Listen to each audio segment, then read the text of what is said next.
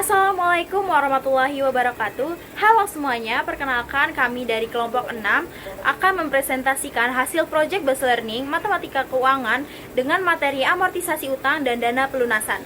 Sebelum mempresentasikan, perkenalkan, nama saya Naila Widadina dengan NIM akhir 002. Halo semuanya, perkenalkan nama saya Nasyona Tania Hidayat dengan NIM akhir 241. Halo, perkenalkan nama saya Zalfa Syekah Nabila dengan NIM akhir 041. Halo, aku Kenya Iwelifar dengan NIM akhir 107. Oke, sebelumnya saya akan menjelaskan tentang latar belakang dari penelitian kami. Kita perlu memahami bahwa utang adalah instrumen yang sangat umum dan fundamental dalam kegiatan bisnis modern. Oleh karena itu, diperlukan pemahaman yang mendalam mengenai cara-cara efektif untuk melunasi kewajiban tersebut demi menjaga stabilitas finansial perusahaan. Dalam konteks pelunasan, kita mengenal dua pendekatan utama. Yang pertama adalah amortisasi utang, dan yang kedua adalah dana pelunasan. Penting untuk digarisbawahi bahwa kedua metode ini sama-sama menggunakan konsep nilai waktu uang atau time value of money dalam perhitungannya, yang membuat struktur pelunasan menjadi terancana dan terstruktur. Terakhir, kita juga harus menyadari adanya resiko eksternal, yaitu perubahan suku bunga. Fluktuasi suku bunga dapat mempengaruhi besaran angsuran yang sudah terstruktur. Oleh karena itu, perusahaan harus siap melakukan penyesuaian perhitungan atau bahkan mempertimbangkan langkah strategis seperti refinancing untuk mempertahankan keseimbangan keuangan. Selanjutnya, ada rumusan masalah dan juga tujuan dari penelitian kami. Untuk rumusan masalah, yang pertama, apa yang dimaksud dengan amortisasi utang dan dana pelunasan, serta bagaimana konsep dasar keduanya dalam pengelolaan kewajiban jangka panjang. Yang kedua, bagaimana cara menghitung amortisasi utang dan dana pelunasan, termasuk proses penyusunan schedule atau tabel angsuran, serta perhitungan setoran periodik untuk sinking fund. Yang terakhir, apa perbedaan utama antara metode amortisasi utang dan metode dana pelunasan, serta bagaimana kedua metode tersebut dibandingkan dari sisi mekanisme pembayaran dan besarnya pengeluaran periodik. Lalu, untuk tujuan penelitian kami, yang pertama, untuk menjelaskan pengertian amortisasi utang dan dana pelunasan, serta memahami konsep dasar keduanya dalam penyelesaian pinjaman jangka panjang. Yang kedua, untuk menganalisis cara perhitungan amortisasi utang dan dana pelunasan, termasuk pembuatan schedule angsuran serta setoran dana sinking fund. Untuk membandingkan metode amortisasi utang dan metode dana pelunasan guna mengetahui perbedaan mekanisme, efektivitas, serta dampak masing-masing metode terhadap total pembayaran yang harus dilakukan peminjam. Baik, materi pertama yang akan kita bahas yaitu mengenai amortisasi utang. Amortisasi utang ini adalah cara melunasi pinjaman melalui angsuran yang dibayarkan secara berkala. Setiap angsuran memiliki dua bagian, yaitu bunga dan pokok utang. Seiring dengan berjalannya waktu, porsi bunga akan semakin kecil, sementara pelunasan pokok pinjaman akan semakin besar, sehingga sisa utang berkurang secara teratur. Perubahan ini biasanya disajikan dalam tabel amortisasi agar perkembangan utang dapat dipantau. Pada sistem amortisasi utang untuk anuitas di muka, angsuran dibayarkan di awal periode, sehingga pembayaran pertama langsung mengurangi pokok karena belum adanya bunga. Secara keseluruhan, amortisasi utang ini membantu menciptakan proses pelunasan yang teratur, jelas, dan mudah dihitung. Jika suku bunga berubah, tabel amortisasi itu bisa diperbarui agar perhitungan bunga dan pokok tetap akurat hingga pinjaman lunas. Selanjutnya itu ada dasar perhitungan amortisasi utang. Dibagi menjadi dua, yaitu amortisasi utang untuk anuitas biasa dan amortisasi utang untuk anuitas di muka. Rumus yang pertama untuk amortisasi utang untuk anuitas biasa yaitu bisa menggunakan rumus PV sama dengan 1 dikurang 1 tambah I pangkat min N dibagi I dikali A. Dengan keterangan PV adalah nilai sekarang pada hari ini, A adalah besar angsuran per periode, N adalah jumlah periode, dan I adalah tingkat bunga per periode. Kita juga bisa menggunakan rumus A sama dengan PV dibagi 1 dikurang 1 tambah I pangkat min N dibagi I, yaitu untuk mengetahui besar angsuran per periode. Nah, untuk rumus amortisasi utang untuk anuitas di muka, kita bisa menggunakan rumus PV sama dengan 1 dikurang 1 ditambah I pangkat min N dikurang 1 dibagi I ditambah 1 dikali A.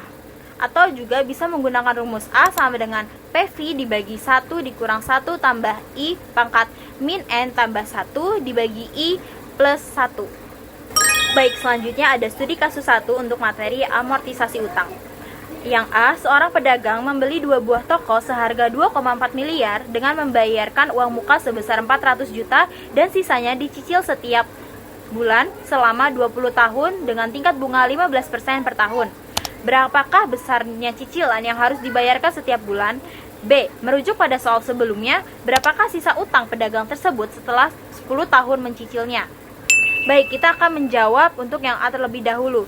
Diketahui PV sama dengan 2,4 miliar dikurang 400 juta karena kita sudah membayarkan uang mukanya sebesar 400 juta sehingga PV-nya menjadi 2 miliar. Yang I atau tingkat bunganya yaitu 1,25% per bulan yang dihasilkan dari 15% per tahun dibagi 12 bulan. Selanjutnya N atau jumlah periodenya itu yaitu 20 tahun dikali 12 bulan yang menghasilkan 240 bulan. Yang ditanyakan adalah besaran cicilan yang harus dibayarkan setiap bulannya. Kita dapat menggunakan rumus A sama dengan PV dibagi 1 dikurang 1 tambah I pangkat min N dibagi I. Selanjutnya kita memasukkannya ke dalam rumus yaitu 2 miliar dibagi 1 kurang 1 tambah 0,0125 pangkat min 240 dibagi 0,0125 sama dengan 26.335.791,65. Baik, selanjutnya untuk jawaban soal yang B, diketahui A-nya yang sudah kita ketahui tadi 26.335.791,65. I-nya sama seperti tadi yaitu 1,25% per bulan. Jumlah periodenya yaitu kan ini ditanyakan setelah 10 tahun mencicilnya. Jadi 20 tahun dikurang 10 tahun dikali 12 bulan ya, sehingga hasilnya 120 bulan. Yang ditanyakan adalah berapa sisa utang yang harus dibayar setelah 10 tahun mencicil. Kita dapat menggunakan rumus PV sama dengan 1 dikurang 1 tambah I pangkat min N dibagi I dikali A. Kita dapat memasukkan ke dalam rumus yaitu 1 dikurang 1 tambah 0,0125 pangkat min 120 dibagi 0,0125 dikali 26.335.791,65. Sehingga dihasilkan besar sisa utang yang masih ada setelah 10 tahun mencicilnya yaitu 1.632.367.350,98. Nah, untuk studi kasus yang nomor 2, sebuah notebook dijual dengan harga tunai 12 juta rupiah atau dengan 5 kali angsuran bulanan mulai hari transaksi dengan menggunakan J12 sama dengan 24%. Berapakah besar angsuran utangnya? Nah, dari soal ini diketahui PV-nya itu 12 juta, I-nya 24% per annum atau 2% per bulan. Lalu N-nya itu 5 kali. Nah, yang ditanyanya itu adalah A.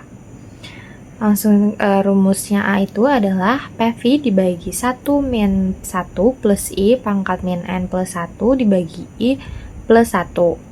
Kita masukkan yang udah diketahui tadi ke dalam rumus, lalu hasilnya adalah 2.495.981,107 rupiah. Selanjutnya, kita akan membahas terkait tentang dana pelunasan. Dana pelunasan atau sinking fund adalah metode pelunasan utang yang dilakukan dengan cara menyisihkan sejumlah dana secara rutin ke rekening khusus. Dana tersebut nantinya akan berkembang karena memperoleh bunga dan pada saat jatuh tempo dapat digunakan untuk melunasi pokok pinjaman secara penuh. Jadi, secara garis besar, dana pelunasan bekerja dengan menyisihkan dana secara rutin ke rekening khusus. Dana ini nantinya akan berkembang karena memperoleh bunga, sehingga pada saat jatuh tempo dapat digunakan untuk melunasi pokok pinjaman secara penuh. Dana pelunasan berbeda dengan amortisasi yang hanya mencicil pokok pada setiap periode. Sinking fund hanya mewajibkan pembayaran bunga, sementara pokok utangnya dipenuhi melalui setoran yang dikumpulkan hingga akhir masa pinjaman. Untuk dana pelunasan sendiri umumnya diterapkan pada utang jangka panjang seperti obligasi. Untuk keunggulan dari metode dana pelunasan ini, debitur dapat menyiapkan dana pelunasan secara bertahap tanpa harus menanggung beban yang besar sekaligus, sehingga proses pelunasan utangnya dapat lebih terencana dan juga terkontrol. Selanjutnya, kita akan membahas terkait tentang dasar perhitungan dana pelunasan. Kita dapat menggunakan dua rumus. Yang pertama, untuk mencari FI dapat menggunakan rumus 1 ditambah I pangkat N dikurang 1 lalu dibagi dengan I. Untuk mencari besar angsuran dapat menggunakan rumus FI dibagi 1 ditambah I pangkat N dikurangi 1 lalu dibagi dengan I. Untuk keterangannya sendiri, FI merupakan nilai masa depan, A merupakan besar angsuran per periode, N merupakan jumlah periode, dan juga I merupakan tingkat bunga per periode. Nah, selanjutnya kita akan membahas terkait tentang studi kasus 3 masih di materi dana pelunasan. Untuk soal yang A, pinjaman sebesar 40 juta akan dilunasi dalam waktu 2 tahun mendatang. Bunga yang harus dibayarkan atas pinjaman tersebut adalah 15% setiap 3 bulan sekali. Debitur membentuk dana pelunasan yang menghasilkan bunga 12% yang dihitung setiap bulannya. Hitunglah besarnya pembayaran tahunan. Untuk soal yang B, merujuk pada soal sebelumnya, hitunglah jumlah dana pelunasan pada akhir tahun pertama dan juga nilai buku pinjaman setelah 1 tahun. Untuk penyelesaian soal yang A, telah diketahui bahwa FI sebesar 40 juta, I sebesar 1%, N sebesar 48, dan I sebesar 3,75%. Yang pertama, di sini kita mencari bunga untuk 1 tahunnya dengan cara 40 juta dikali 3,75% dikali 4 yang menghasilkan jumlah sebesar 6 juta. Untuk anuitas dana pelunasan dapat kita cari menggunakan rumus FI dibagi 1 ditambah I pangkat N dikurangi 1 dibagi dengan I yang menghasilkan jumlah sebesar 1.482.938,889 rupiah.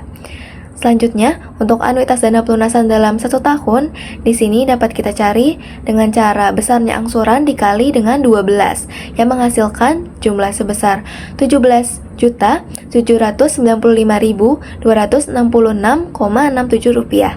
Jadi, jumlah pembayaran tahunan ini jumlahnya sebesar 23.795.266,67 rupiah.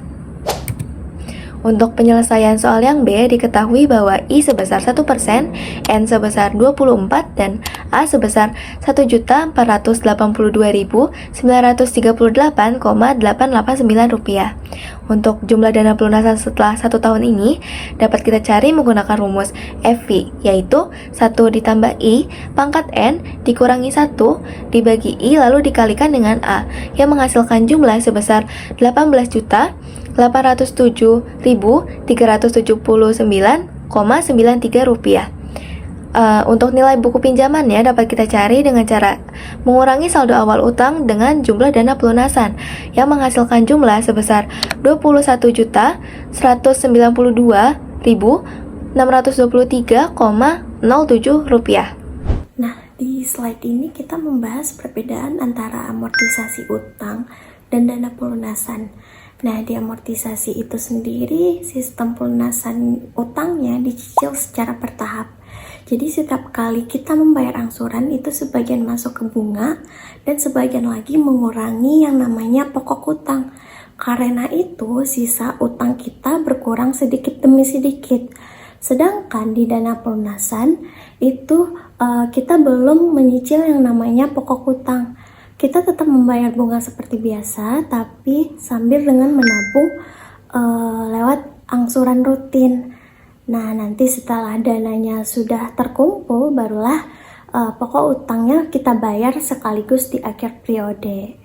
Nah, jika kita lihat dari sisi perhitungan, amortisasi itu berfokus kepada bagaimana cicilan di setiap periodenya dibagi antara bunga dan pokok.